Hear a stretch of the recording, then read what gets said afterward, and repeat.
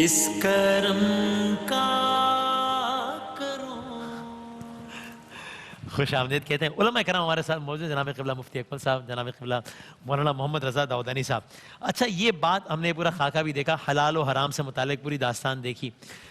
یہ بہت ہم سنتے ہیں حلال کمانا چاہیے اور حرام نہیں کمانا چاہیے. ذرا ہمیں آسان الفاظ میں بتا دیں کہ یہ حلال کا کھانا یا حلال کا کمانا یہ کتنا اہم ہے شریعت کی روح سے؟ بسم اللہ الرحمن الرحیم. ظاہر ہے کہ حلال یعنی وہ چیز جس کو لافل ڈکلیئر کر دیا گیا، جائز ڈکلیئر کر دیا گیا. حرام یعنی جس کو ان لافل ڈکلیئر کر دیا گیا، ممنوع ڈکلیئر کر دیا گیا. تو اس کی پھر ایک فہرست بھی دے دی گئی کہ یہ تمام تر چیزیں وہ ہیں کہ جو حلال ہیں، وہ تمام تر چیزیں جو ہیں حرام ہیں. صحیح ہے. اور اصول اور قاعدہ یہ ہے کہ اگر کسی چیز کے حرام ہونے کے بارے میں کوئی دلیل نہ ہو تو پھر اس کو حلال مانا جائے. صحیح. مثال کے طور پر سود ہے، یہ حرام ہے. رشوت ہے، قضاوت کے فیصلے کرنا، یہ حرام ہے. یتیم کا مال کھا لینا حرام ہے. چوری کرنا حرام ہے. یہ تمام تر چیزیں وہ فہرست ہے کہ جو ہمارے سامنے آ جاتی ہے. جیسے ہم ابھی اس خاکے کے اندر بھی دیکھ رہے تھے، تو اگر آپ اس کو کس میں حمل کریں گے؟ ظاہر ہے کہ ایک دھوکہ دہی ہے، وہ بھی حرام ہے. اسی طریقے سے وہاں سے اگر کوئی چیز اٹھا کر اپنے لیے استعمال کر لینا، وہ بھی حرام ہے. کچھ ایکسیپشنز ہوتے ہیں کہ جہاں پر اگر فرض کیجئے کسی کی جان ہی خطرے میں ہو اور اگر وہ اس کو استعمال نہ کرے تو اس کی جان بالکل ختم ہو جائے گی، تو ایسے معاملات میں اس حد تک گنجائش نکلتی ہے کہ وہ اتنا استعمال کر سکتا ہے کہ جو اس کی جان بچانے کے لیے ضروری ہو. اس طرح کے کچھ موارد مل جائیں گے. لیکن براڈر جو بات ہے وہ یہی ہے کہ جو فہرست ہمارے سامنے ہے اور پروردگار عالم نے اس سے روک دیا ہے، پھر اس کو استعمال کرنا اور اپنے تصرف میں لانا وہ حرام بھی ہوگا، گناہ کبیرہ بھی ہوگا، جہنم کی وعید بھی ہوگی، اور پھر اس کے بعد دنیا کے اندر اس کے اثرات بھی ظاہر ہوں گے. مثلا دعا قبول نہیں ہوگی. اچھا اوکے. اور مفتی صاحب یہ بتائیے گا، یہ مثلا میں نے سنا، مجھے نہیں معلوم یہ واقعہ ہے یا سمجھانے کے لیے حکایت ہے، کہ بھئی مثلا دو دوست تھے، کہا تھا جناب مرنے کے بعد ہم خواب میں آ کے بتائیں گے کہ بھئی کیا ہم آگے کا معاملہ کیا ہے. تو وہ بڑا عبادت گزار تھا، نیک تھا، لیکن وہ بہت عرصے بعد آیا اس کے خواب میں کہ تو وہ کیوں اتنی تاخیر ہوتا ہے. صرف حکایت ہو، لیکن میں سمجھنا چاہوں کہ تو کہا بھئی وہ اس لیے کہ وہ ایک دفعہ جب میں فلاں جگہ سے گزر رہا تھا اور وہ ایک گاڑی میں کچھ چیزیں جا رہی تھی، تو مجھے ایک چھوٹا سا پھل کا ایک ٹکڑا میں نے اٹھا کے جو کھا لیا تھا، میں اس کا حساب کتاب دے رہا تھا. یعنی کہ کیا ایسا ہے کہ بہت ساری چیزیں جن کو بہت ہی ٹیکن ایز اس خاکے میں تو باقاعدہ چوری کی گئی نا، وہ تو الگ ہی بہت ہی آگے کا، لیکن جن کو ہم ویسے ہی سمجھ لیتے ہیں کہ کسی کا مال اس کی اجازت کے بغیر استعمال کر لینا اس انداز سے، اس میں بڑی سخت پکڑ ہو سکتی ہے. جی یہ جو بسم اللہ الرحمن الرحیم گری پڑی چیزیں ملتی ہیں نا، جس کو شرعی اصطلاح میں کہتے ہیں لقطہ. لام سے، ہاں، لام قوف طا ہا. اور اگر بچہ پڑا ہوا ملے تو اس کو لقیط کہتے ہیں. یہ ایسی لوگوں کی معلومات کی عرض کر رہا ہوں. یہ لقطہ جو ہے اگر یہ کنفرم ہو کہ غیر مسلم کا ہے، فرض کر لیں غیر مسلم کا، تو یہ مباح ہے، نہ گناہ نہ ثواب اٹھا سکتے ہیں.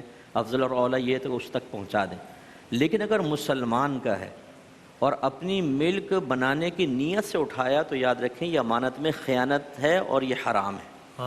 اگر آپ اٹھاتے ہیں تو اس نیت سے اٹھا سکتے ہیں کہ چلو اصل مالک تک پہنچا دوں، پھر بالکل جائز ہے. پھر جب آپ اٹھا لیں تو وہاں جو معروف اعلان کے طریقے ہیں، جیسے بعض اوقات مساجد میں اعلان کر دیتے ہیں، یا مارکیٹ میں کوئی چیز ملی تو چارٹ لگا کے کر دیتے ہیں، لگا دیتے ہیں کہ بھئی کسی کو چیز ملی ہے تو ہمیں نشانی بتا کر لے جائے. تو اس طرح کوئی اعلان کرنا اس وقت تک واجب ہوتا ہے کہ ہمیں یقین ہو کہ اس کا مالک اس کی تلاش سے مایوس ہو چکا ہے.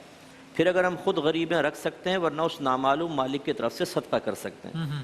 ہمارے گھروں کے اندر ایسا ہوتا ہے، بچے کو اگر 100 روپے کا نوٹ مل گیا نا، گھر میں لے آیا تو امی خوش ہو کے کہتی ہیں میری کوئی نیکی کام آئی ہے تجھے صلہ ملا ہے، 90 مجھے دے، 10 روپے تو رکھ لے. اللہ کی زمین سے ملا. ہاں اللہ کی زمین سے. اچھا بچے بھی تو اللہ کی زمین پر ہوتے ہیں، کوئی کڈنیپ کر کے لے جائے تو اس کی نہیں دلیل سنیں گے کہ بھئی اللہ کی زمین سے بچہ ملا ہے، پیسہ اللہ کی زمین سے ملا ہے تو میری نیکی کام آ گئی. تو یہ لوگوں کو سوچنا چاہیے، اگر خدا نہ خواستہ سابقہ زندگی میں اس طرح کچھ اٹھا کر کھا لیا ہے، پھل گرے ہوئے تھے، اگر یقین ہے کہ اس کا مالک ہم اس طرح اٹھا کے کھا لیں گے بغیر اجازت تو ناراض ہوگا، تو پھر اس سے اجازت لینی ہوگی.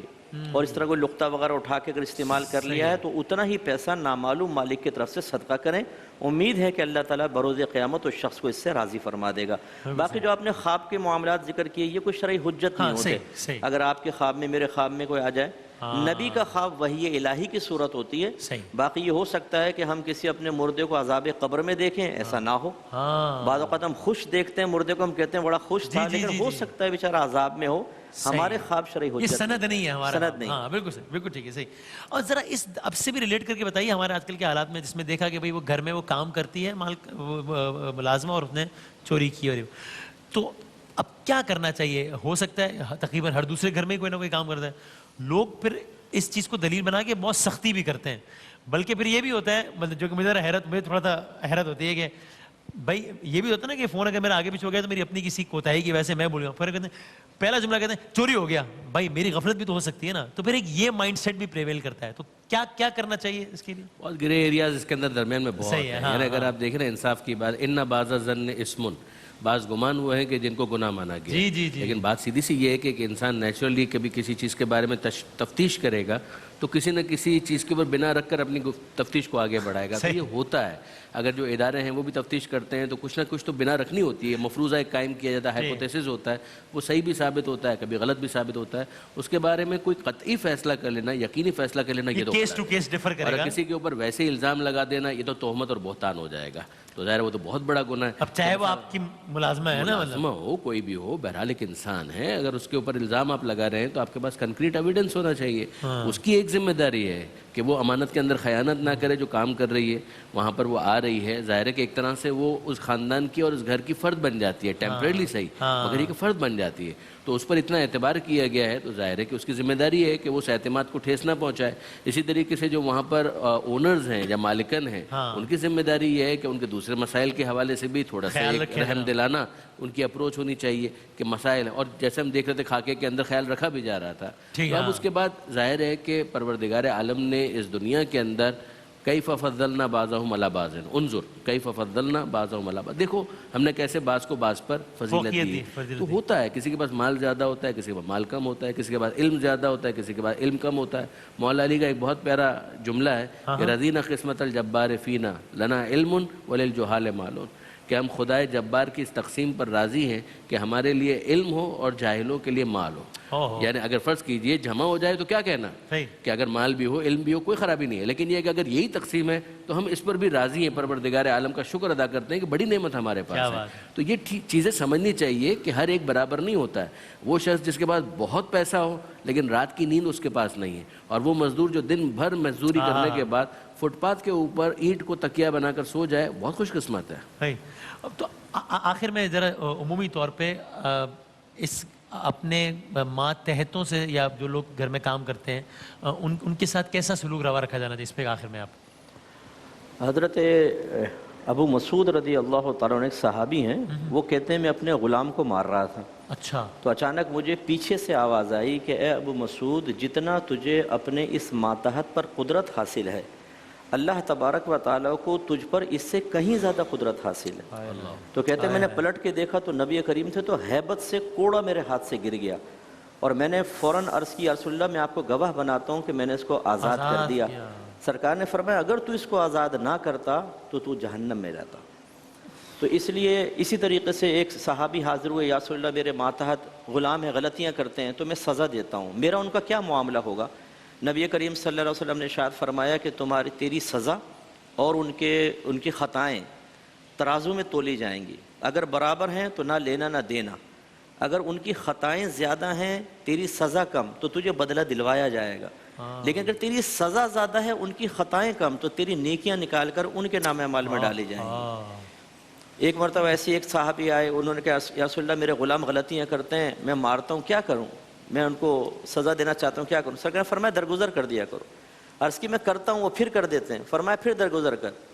عرض کی رسول اللہ میں کب تک درگزر کروں؟ فرمایا جب تک تیرا رب تیری خطاؤں پر تجھ سے درگزر کرتا رہتا ہے. لیکن اس چیز کا انکار نہیں ہے کہ غلاموں کو یا نوکروں کو ماتحت کو تھوڑی سی ڈھیل دی جائے تو وہ سر پہ بھی چڑھ جاتے ہیں. مصیبت یہ ہے نا, اگر آپ ذرا نرم ہوں گے تو وہ آپس میں کہیں گے بھائی بڑا بے وقوف ملا ہے, اس کو تو لگاؤ مکھن, لگاؤ چونا, لگاؤ اس کو, اس کے ٹانگیں کھینچو. ایک تو یہ مصیبت ہوتی ہے کہ ذرا نرمی کا سلوک کریں تو مصیبت, اور سختی کریں تو پھر عذاب آخرت کی فکر.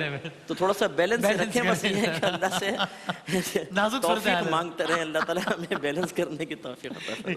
جاتے جاتے 30 سے خالی بتا دیں, یہ بھی اس کا خیال ہی رکھنا چاہیے. ایک سوال بھی آیا کہ ملازمین کے سامنے جتنا ممکن ہو شو آف نہ کریں. مثال کے طور پہ کہ ہو سکتا ہے کہ آپ کا جتنا ایک وقت کا کھانے کا بل ہو وہ اس کی مہینے کی تنخواہ ہو. اگر آسانی سے ممکن ہے تو کم از کم اس اس طرز کے مالی معاملات کا تذکرہ اس کے سامنے نہ کریں جس میں وہ فیل کرے کہ یار یہ کیا امبیلنس ہے, یہ اچھی کرنا چاہیے. بالکل, باقاعدہ اس کو ادب کے طور پر اور تہذیب اور ثقافت کے طور پر بھی سکھایا گیا کہ انسان کا اخلاق یہی ہونا چاہیے.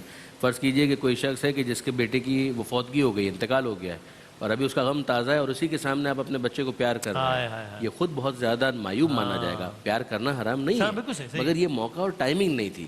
اسی طریقے سے فرض کیجئے کسی کا فاقہ چل رہا ہے اور آپ اپنے گھر میں اس طریقے سے آ رہے ہیں کہ آپ کے ہاتھوں میں تھیلے بتا رہے ہیں کہ آپ کے ریسٹورنٹ سے ٹیک اوے لے کر آ رہے ہیں, تو اس موقع پر احتیاط کرنی چاہیے. اور اس میں سے کچھ شریک اگر ان کو کر دیا جائے تو وہ خوشی میں بھی شریک ہو جائیں گے اور ان کی دعاؤں میں آپ شامل ہو جائیں گے. جزاک اللہ. آخری کوئی بس یہ دیکھیں, نبی کریم صلی اللہ علیہ وسلم نے ارشاد فرمایا اگر ابن آدم کو سونے کی 2 وادیاں مل جائیں تو وہ تمنا کرے گا کہ مجھے تیسری وادی بھی مل جائے.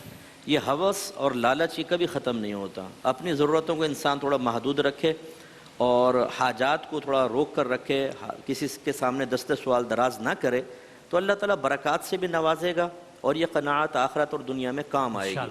اور اگر نہیں کریں گے تو اس کی کوئی حد نہیں ہوتی, اس کی آخریت جیسے وہ لڑکی کا انجام برا ہوا ہمارا بھی ہو سکتا ہے. جزاک اللہ, بہت شکریہ, بہت نوازش تمام علماء کرام کا, بہت شکریہ. یہ نشست انشاءاللہ روزانہ آپ شان افطار میں تقریباً اسی وقت دیکھیں گے, یعنی کہ تقریباً 4:30 کے آس پاس. ایک وقفے کے بعد حاضر ہوتے ہیں ہم دوبارہ.